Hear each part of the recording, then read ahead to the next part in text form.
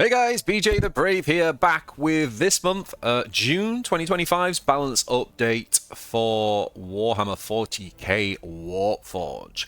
Alright, I haven't even looked at them, so we're going through this blind, we're going through it together, going to get my initial reactions. Yeah, let's jump on in and see what has changed. So basically, after the entry of the Empress Children, it seemed that Lucius wanted the thrill, all the thrill for himself. While this is true to character, the other two warlords have performed more timidly. Whilst the Demon Prince has found a good rate of success, Lord Cathrael had been relegated to the sidelines. So in this balance patch, we're toning down Lucius's power and other Empress Children's cards that created frustrating play patterns, while enhancing others that were not finding a home in players' decks. At the same time, the Orcs received targeted adjustments to hamper their top warlords' plans. We also took this opportunity to bring some of last season's least played warlords. Interesting, least played, not necessarily worst performing. Least played warlords such as Uriel Ventress and the Terror of Vardengast. Cool. And the Swarm Lord. Okay, along with some well-deserved tweaks to cards in their factions. Right, that sounds like quite a lot. So looking forward to seeing this. Right, let's start with the Empress Children. Alright, so let me maybe zoom in a tiny bit. There we go. Yeah. Okay, so Empress Children, Duelist Hubris, that's Lucius's talent. It's increased from 1 to 2. Oh, okay, that's a huge change, guys. I mean, that's a huge change. I don't know. God, is the ability worth it for 2?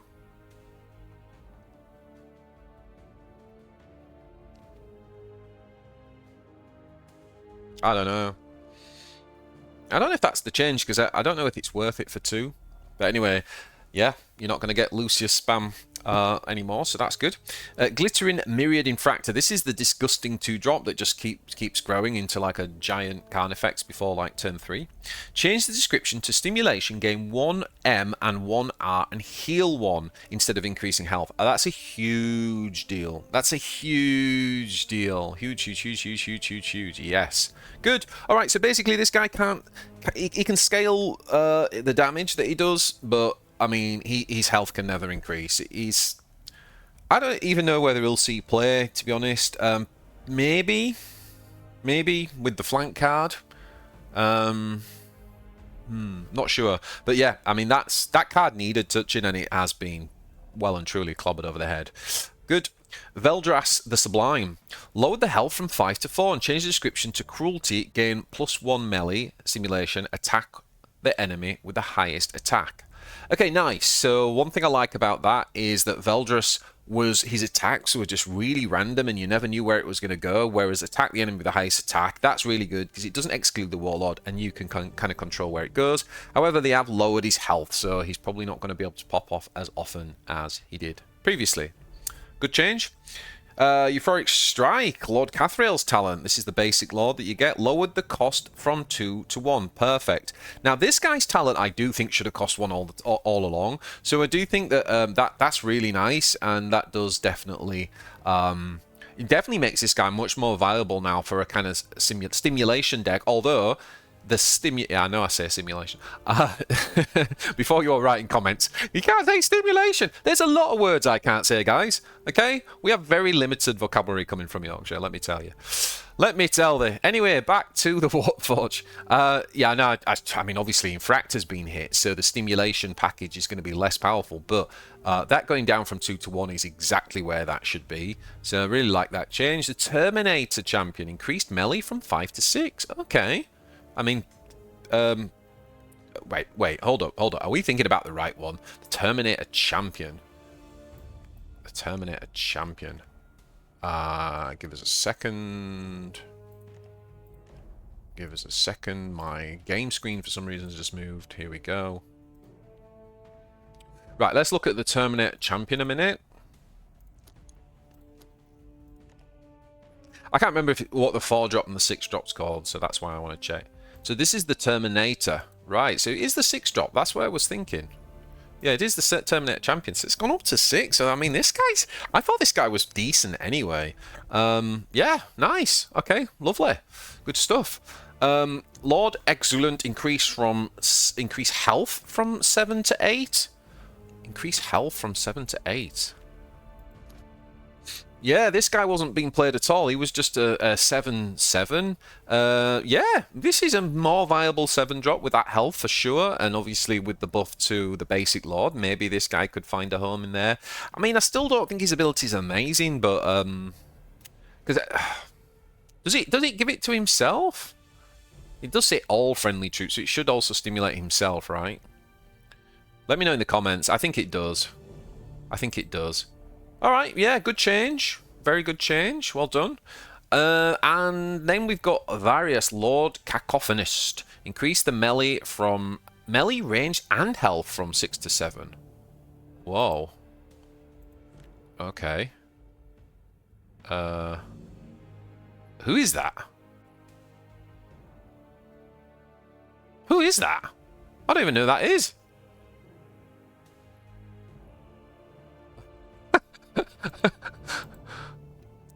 Various Lord Cacophonist. Who is Various? I am, man, I am totally. Oh, the legendary, right. Oh, it's the one that I went to craft with my, you know, this wild card I've got here that I'm not allowed to spend till the end of the season for some reason. But okay, that's who it is. Right. Okay, so 7/7/7. So everything went up by 1. It was all 6s, was it? It was all 6s. Come on. Okay, here we go. Yeah, it was all 6s. That's a really good change. Yeah, really good change. Heldrake, change description. Rally, deal 3 damage to all instead of 2/3. That's a very good change. Very good change. Loving that Heldrake change for sure. Alright, overall, Empress Children, really solid changes. I don't necessarily love Lucius's talent going from 1 to 2. I know Lucius was absolutely insane. But when I think about like how good a buff or a nerf is, I'm not just thinking about like the current meta deck. Like, I feel like overall, I wonder whether he'll get. I don't know. I really don't know about that one. If I'm honest, I'm kind of skeptical as to whether it'll work. But I think the others are all positive changes.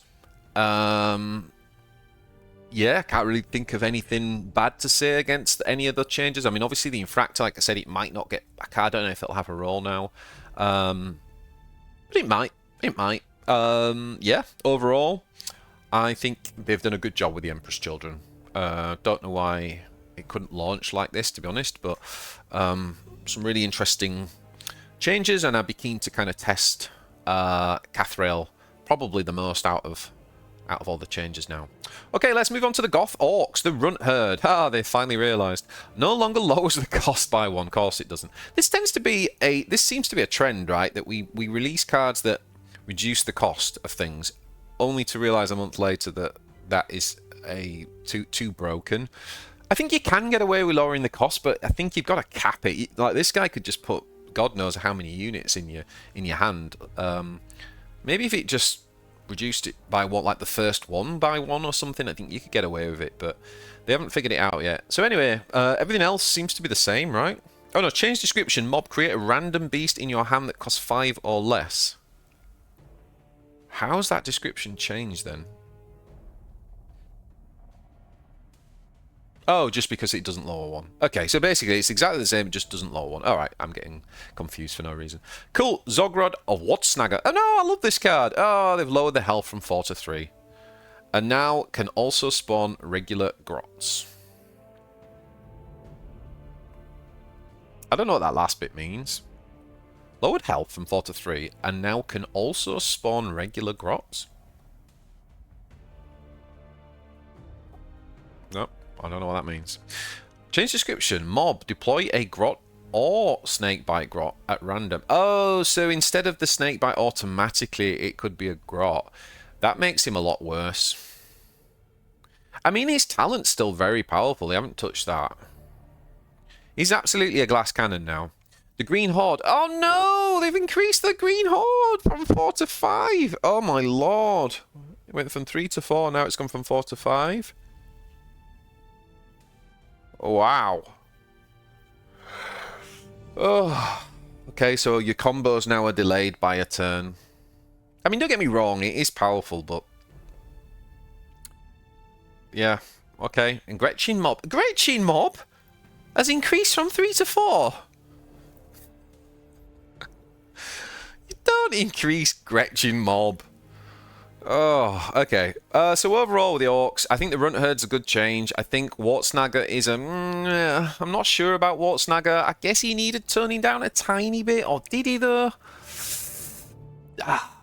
Yes, I guess it's okay. Gretchen Mob's terrible. I don't know why we needed to change that. Green Horde... I don't love that change, to be honest, but I kind of understand that, you know, there might be an argument that something needed to change in that. But yeah, we only just started to see proper Orc decks again go wide. So they nerfed the hell out of Control last season. Now they're nerfing the kind of Horde. It's going to start to feel rough for Orcs. Anyway, let's take a look at the Ultramarines, because now we're getting on to the stuff that they buff. Not too happy with the Orcs, but very happy with the Empress Children stuff. Okay, so the Ultramarines. Master Tactician, Calgar's Talent, now has Codex effect. Change description to draw a card, Codex, your Warlord gains 1 armor this turn.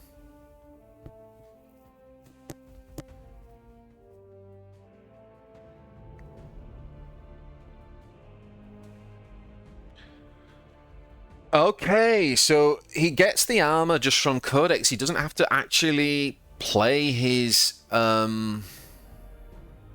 No, it does say the talent has a Codex effect. So it's not a passive effect. So you do have to draw to be able to then benefit from Codex giving you armor. Nice though. I'm really glad they've made... That's a really nice change. I wonder whether they just give him that as a passive, to be honest. But so potentially you can get actually 3 armor per turn, right? Because you can use things like or more, actually. You can use the ways to trick Codex, so you can multiple Codex, and as long as you drew a card, you could have multiple armor on. That's a really nice change, because Calgar definitely needed something in addition to the draw. It's just been a bit of power creep. He was fine when the game started, but I feel like now that is really cool. And the armor fits him right, because he's the Warlord that has 40 health. We're looking to go late game, so yeah, that's pretty cool. I might have to dig out my old big stuff deck, see how that works. Master of the Fleet, Ventral's Talent, so Uriel, lowered cost from 2 to 1. Oh, okay, interessant. So Uriel, wait, what? Oh yeah, we had this on, didn't we? So Uriel's only... This is really good for 1, guys. Deal 1 damage to 3 units for 1 energy is very good, I think. I really like that. Most exciting thing about Warpforge these days is the balance patch. Really just... Because it just immediately unlocks loads of different things you can do. Thank God. Alright, excellent. Good stuff. Like both changes there, the Chaplain's increased from melee 3 to 4. Right. So the Chaplain still buffs himself, right?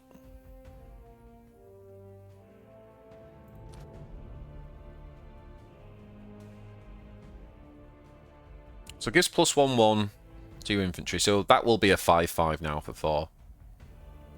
Yeah, needs it. It's only got the 4 health, so happy days. I mean, it's probably not going to make a huge difference if I'm really honest. That one, it's a bit of a meh change. But glad it's happened. Death from Above now has a Codex effect. Change description to deal 4 damage, Codex, deal 1 additional damage. Okay. Okay. Nice. Nice. That's interesting. I mean, obviously it gives you more reach, but it's also just another card now that can trigger Codex, so you can use removal. as you're working your way through your curve, you can be using removal and still triggering Codex, right? So that's really cool. Angels of Death. Oh, we got another change to Angels of Death. I'm praying for this card. Change description. Deploy 3. Give them flank. Codex. Give +1/+1. Okay, nice. So if we Codex, so what they're really doing is they're giving you more ways to Codex. That's really good. That's really good. So what we've got now, where are we? I wonder if like an old school. Where's Angels of Death? Here it is. Yeah, so basically instead of having 6, you're gonna have 9 worth of damage. And I love that it's +1/1, right? So it could be 9 ranged. That's more like it.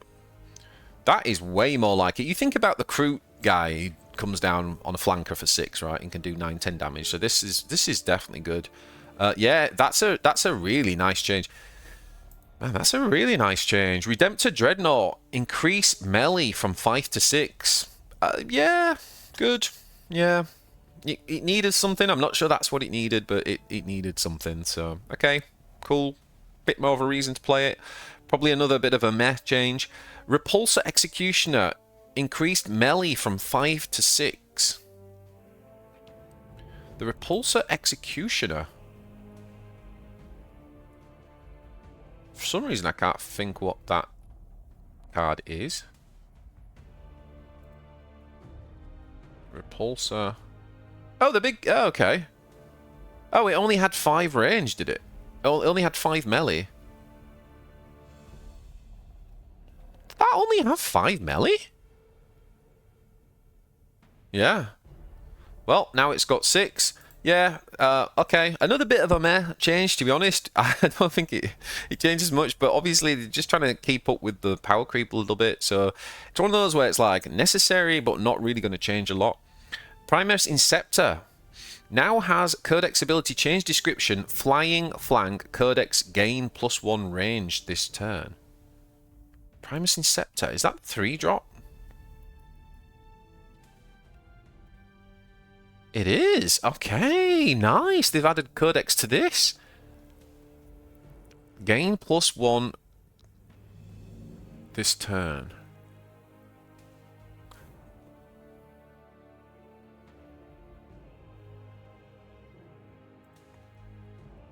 Did he have 3 or 4 last time?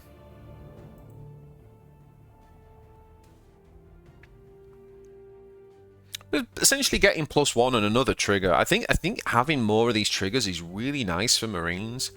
So that's very good indeed. The Inceptor Sergeant now has a Codex ability. Change description to flying flank. Codex, give +1 range to your troops. The Inceptor Sergeant. The Inceptor Sergeant. Flying flank. Codex, give +1 range to your troops, including yourself, right? Brilliant change, yeah. Brilliant change. That's really good. That's really good. But I like that change a lot. And this card's back on the menu. Happy days, Marine players. There's a few... Like I say, a few meh changes, but there's a few nice ones there. And the Honor Guard lowered range from 4 to 3, really, and added a passive ability. Change description to Vanguard. Adjacent units have 1 armor. Okay. Okay. Interesting. Very interesting. So now adjacent units, that includes your Warlord, because it says units. You can stick this next to your Warlord can attack something, making it more resilient in the trade. That's very good for particularly for the 35 health units. Now we have lost obviously a point of it's a little bit weird, right? Because it only really helps when you're attacking. Because when they're attacking, I mean obviously apart from spells, but when they're attacking they have to kill this first, and then when this dies, then adjacent units would lose the armor. So it's more like you put it down and then you attack and you benefit from the armor. So what it does is it gives you like, because this is a reactive card anyway with Vanguard, it actually becomes somewhat proactive. Yeah, it's certainly a more interesting card now, for sure. Yeah, good. I like it. I like it. I like it. All right, overall, Marines, a few meh changes, but not really any bad changes. There's no change there that I look and go, that's made things worse. I think they're all either very good and interesting or meh. Overall, pretty happy with the Ultramarines, and overall, yeah, pretty good patch so far. Let's have a look at the High Fleet Leviathan. The Terror of Vardengast. Change description to Slay, Heal 1. Okay, this is pretty cool because Alpha Warrior is already, in some ways, like within a vacuum, one of the best Warlord talents. You can create a very, very powerful, high damage Warlord. But having the heal 1 every time you slay encourages you and incentivizes you to trade with it as well, and helps you win those races even more. So that probably makes a lot of sense for Terra. The Swarmlord's talent lowered the cost from 2 to 1. You know, this is really interesting because the Swarmlord's talent is very, very good. You could never have had it at 1 before when it had the 40 health, but bringing it down to 35 health and then getting a talent like that, man, that is that's a very strong synapse ability for 1. Really strong. Whew. Maybe Neurothrope's not going to be king of the synapse anymore. I don't know though. I don't know. Yeah, he needed something, right? He needed something, so let's see. The Neuro Tyrant lowered its health from 8 to 7. This is the legendary 6-drop. Change description to Flying Synapse. When you play an ephemeral stratagem, create a 1-cost ephemeral copy of it in your hand. When you play a non-ephemeral stratagem, create a 1-cost. So what you were doing before is it was just copying the card. So if you played like a 3 energy strat, it would just create an ephemeral 3 energy strat copy. Whereas now what it's saying is when you play any strat, regardless of the cost, you create a 1-cost copy of it in your hand. That is so much better. Neuro Tyrant is so much better, but they've obviously taken down their health a little bit because it was a really beefy unit. So it's less effective as a kind of trade unit, but more effective in terms of its special ability. I think that's a great change, like that. The Hive Tyrant, oh yeah, increased melee and range from 7 to 8. Yeah, I mean, that was never the problem, right, with the Hive Tyrant. I don't think this is going to make a difference, if I'm honest. The Hive Tyrant was already like a decent card. It was already a decent card, but, it costs a lot, and the 7/7 was already decent, to be honest. Obviously, we'll take the 8/8, but I don't think this will get played more because of that. I think it will just do exactly the same as it had done previously, to be honest. So then we got Synaptic Imperative, the Hive Tyrant's talent. It says lowered cost from 2 to 1.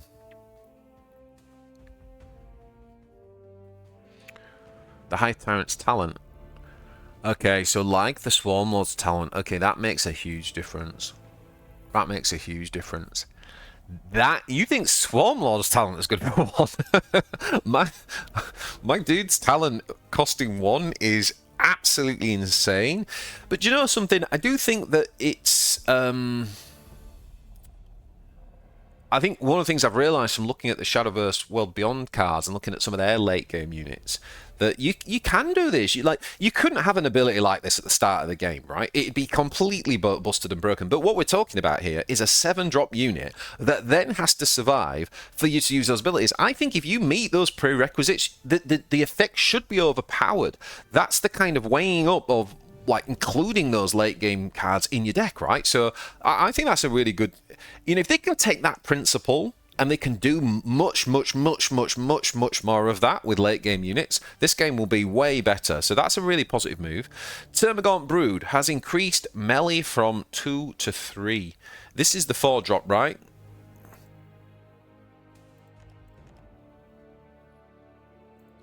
Yeah, makes sense. Was really lame stats before. Actually decent stats now, and swarming up makes him makes him a beast.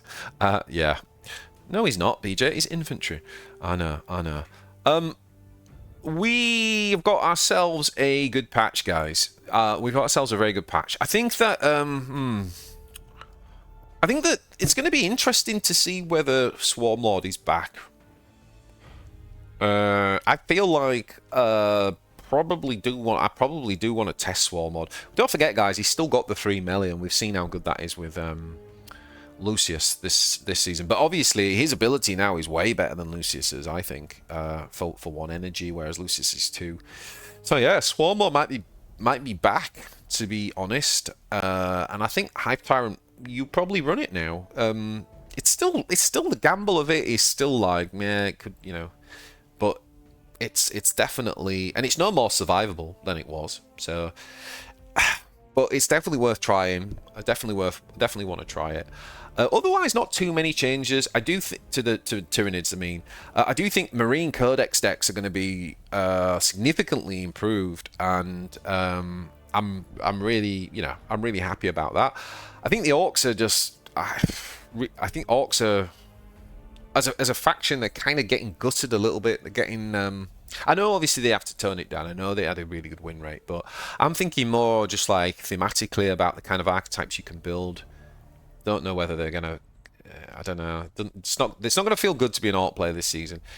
The Empress Children feels good because, honestly, I wasn't enjoying it as a new release. I do think that the changes open up a few more options, more fair options. Good to see them kind of bringing up the power a little bit of units that weren't played as much that needed it. They've definitely done that. Yeah, Helldrake's cool. I really like getting rid of the RNG, so that's cool. Toning down the Infractor. Yeah, I'm not sure about the Lucius talent, but overall good. So yeah, overall, guys, I think we've got a really good patch there. Let me know in the comments. I mean, like, of each of the different factions here, so the Empress Children, the Orcs, the Ultramarines, and Hive Fleet, go down to the comments and just drop which one you think is the best, the best set of changes. Like, which faction is the best set of changes, and let me know. But I'm definitely going to be playing some Ultramarines this season. I really enjoy Ultramarines, and I've missed them, and I've already done. I've got a Varro Tigerius deck, which I've already done, and that's on my members channel now, and it'll be out in a few days. So, thanks for watching, guys. Hope you enjoyed. Hope you're going to enjoy this season with this balance patch. Good job, EG, and yeah, see you guys in the next one. Ciao for now.